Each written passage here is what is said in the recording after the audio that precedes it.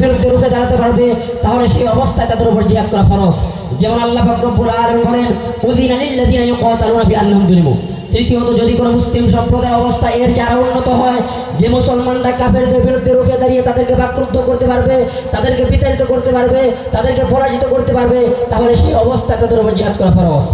আর যদি মুসলমানদের অবস্থা এর চেয়ে আরো উন্নত হয়, যে মুসলমানরা পুরো পৃথিবী জুড়ে আরাম আয়েশ ভক্ষণ করছে, মুসলমানদের সংখ্যা অনেক বেশি, মুসলমানরা তাদের ঈমানকে জাগ্রত করে বাতিলের বিরুদ্ধে রুখে দাঁড়িয়ে তাদেরকে ধ্বংস করতে পারবে, তাদেরকে বাকরুদ্ধ করতে পারবে, তাদেরকে পরাজিত করতে পারবে, তাহলে সেই অবস্থায় তাদের উপর জিহাদ করা ততক্ষণ পর্যন্ত ফরজ।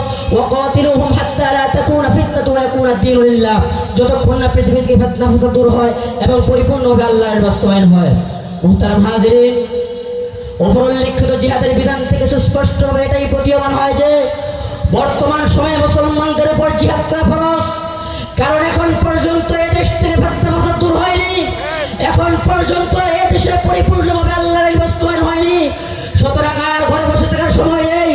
যখন এই জিহাদের ডাক আসবে, এক আল্লাহ এবং তার রাসূলকে খুশি করার লক্ষ্যে দুনিয়ার সকল ভালোবাসাকে লাথি মেরে, স্ত্রী সন্তান ধন সম্পদের ভালোবাসা ত্যাগ করে একমাত্র আল্লাহর সন্তুষ্টি অর্জন করার জন্য আল্লাহর জমিন আল্লাহর প্রতিষ্ঠা করার লক্ষ্যে জিহাদের ডাকে সাড়া দিতে হবে। কথা বলেন ঠিক কিনা?